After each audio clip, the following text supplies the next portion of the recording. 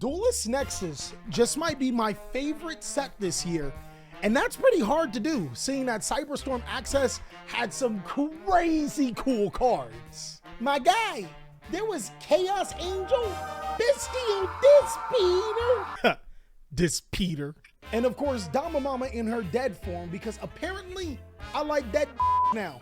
They really killed my baby, but when we said death do us part, we didn't mean that. I'm a whole demon out here. What's going on with ya, big dog? And it is an amazing day for Yu-Gi-Oh! I hope that's your day.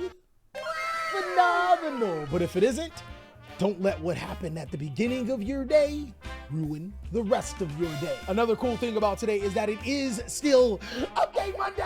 We've been kicking rheumatoid arthritis' ass. Currently in my life, I've been going through a ton of things, but if there's ever one thing I know for sure, is that you can always look to the future for a better day. I just thought I should put that out there just in case you're doing down bad right now. Remember, it's only temporary. Keep working towards the future. And that's when this video idea popped in my head. Because of Duelist Nexus, I think we can actually talk about some strategies that we think are going to be some of the most powerful strategies going forward. My guy, they call it Duelist Nexus because the duelists are next. Us. I have no idea where I'm going here. But to give you some context on how powerful I think this set is, I think it has the potential to be a set like Eternity Code or even Duelist Alliance. It pretty much means buckle up, boy. It's about to be a ton of Yu-Gi-Oh coming forward. In this video, I'm going to be talking about what I think are the top strategies, but if you think that there's some strategies that are really good that are overlooked, be sure to let me know down below in the comment section. Also, as a special thank you for helping me pay my editors, I'll be putting personal deck lists on my Patreon. But without further ado, let's jump on in and start talking about these strategies. I think Synchro is actually going places with Duelist Nexus. Revolution Synchron is going to be completely crazy. And then there's Crimson Dragon, which takes the entire mechanic off to a whole nother level. But if I had to pick a particular strategy that gains support that I think is going to be really, really powerful, it's easily Mannadium. Mannadium has actually been good for quite some time. TJ has been playing bowls for a long time, and he actually knows the deck really well. Hey, yo, pause, Mannadium players. I guess you can say the deck does get more bowls to play with the new Mannadium turret. It actually helps the deck be able to cycle into its other balls to play with. I ain't here to judge you, Mannadium players. You're loved here. Balls are demonstrations of power. Balls are how the ruling class remain the ruling class. Exactly what I've been saying. This family could use some balls. But what's really cool about this strategy, and potentially very game-breaking, is the King Calamity lock that this deck can make. Essentially, since the deck is so good at synchro summoning, it can make Crimson Dragon so many times, it can even summon the Archfiend Calamity on your opponent's turn, locking them out of all of their card effects for one turn. My guy, you made fun of them for playing with balls. Now you gotta make fun of them for playing with the King. Pause. Personally, I'm not 100% sure if that combo will last, but even if it doesn't, the deck is actually really, really versatile. And one of my favorite things is Vicious Astrolabe being able to be special summoned as long as you have the appropriate materials in your graveyard. Don't worry, it's just one of the tame, ridiculous things Konami decided to put on a Yu-Gi-Oh deck. Unlike Mannadium, where you could be questioned for playing with bowls, Infernobles bring a special type of manliness into you. A type that makes you a little bit different than most. Aha! It is I, Iskander, King of Conquerors, here to take your bitch.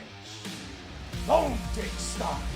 In all honesty, what I like about Infernoble so much is that it is a sandbox strategy. There almost feels like there's no wrong way to play the deck, and it's mainly because all of the warrior cards that you could incorporate into it. Seeing that the previous Revolution Synchron is built to be able to make Power Tool Dragon, being able to search your Infernoble equipped spell cards are easier than before, and the Infernoble cards themselves don't lock you into any particular typing, which makes it pretty good for making some combo. One thing I will say about Infernoble Knights the previous time around we had them is that they really didn't feel like Infernoble Knights. It was just a combo warrior deck that spewed out a bunch of synchro monsters. This one's a little bit different.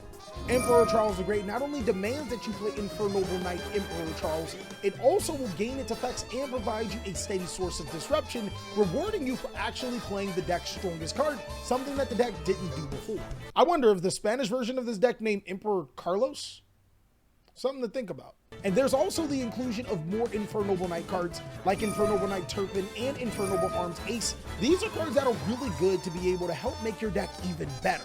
Well, maybe not Almace, but the museum's good, right? Like, I'm not hoping for a pure Infernoble Knight deck from you guys. I'm expecting you guys to go crazy. Speaking of unexpected, Purrely actually was doing extremely well, and it's getting more support from the set. My guy, it's the only cat deck that got that dog in him. Phrasing? What I like so much about Purrely is that it is an incredibly complicated deck to play.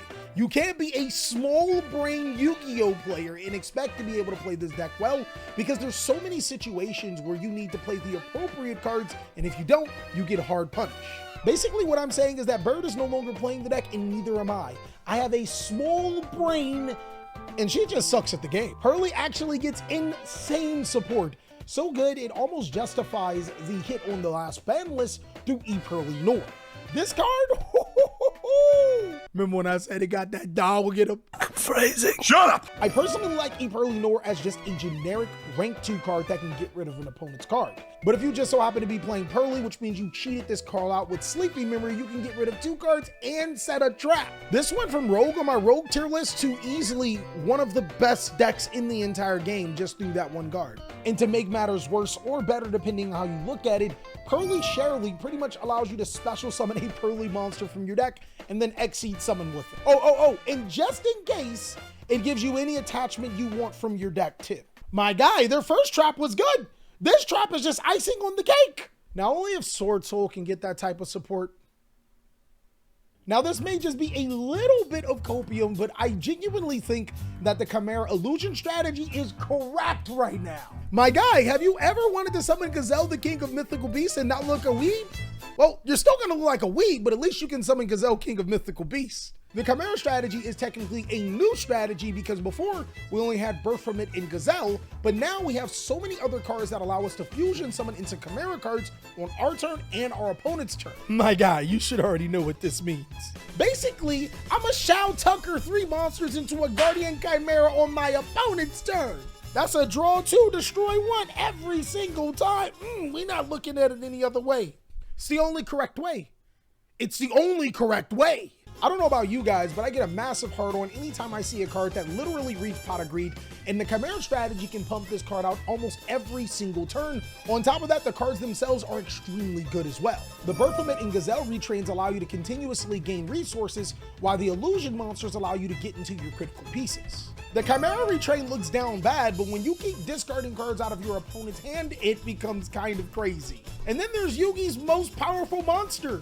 Everybody remembers it, it's Chimera, the illogical magical beast. He played it, I'm telling you, he did play this card, it's his. It can attack multiple times, reduce monsters' attacks to 0, and permanently negate its effects. I actually really do like what Konami is doing here. These cards don't seem as strong at first sight, but it's almost an illusion, as you would say, as these cards are really powerful and can take on some really good decks in the game. Plus, if there was ever an archetype that Shao Tucker would get into, I am 100% confident this would be it. Again, if you want to see a really cool video involving these cards, be sure to check out my video using it.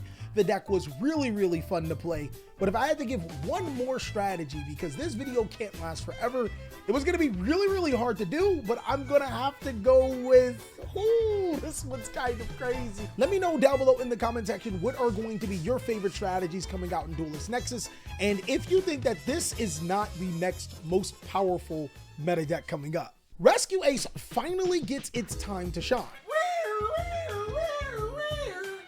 I'm no longer in danger. Rescue Ace's new cards turn it from Buster to Baller status. Rescue Ace Preventer is exactly what the strategy needed, allowing you to be able to recycle your banished Rescue Ace monsters to your side of the field, preventing you from running out of resources. See what you did there, Konami? Then there's the new spell card, Emergency! I imagine you gotta like scream it out every time you say the name, allowing you to be able to tutor out any of your Rescue Ace monsters to your side of the field so long as you tribute one from your hand or field, which could trigger the effect of Preventer, but also search you any Rescue Ace monster and is a settable rescue card. It also allows you to be able to reset your Rescue Ace trap cards. We already know how powerful Rescue Ace Turbulence is on getting these cards to your side of the field, but now you have even more playability in the grind game as well as recursion. Plus, this deck has also been dominating in the OCG. I think it'll do pretty well in the TCG. And that's all that I have for the next Meta Yu-Gi-Oh decks. I think that these decks are pretty incredible. Of course, there was some strategies that I really wanted to mention that I couldn't. Of course, I will be talking about them on the tier list that's coming up this week. That's right, a tier list about the top meta decks post Duelist Nexus. Big dog, you already know what to do. If you want to see more videos like this, be sure to not only subscribe to this channel, the goal is now 200,000 subscribers, but be sure to check out these other videos because that's just as important, and I'll catch you on the next one.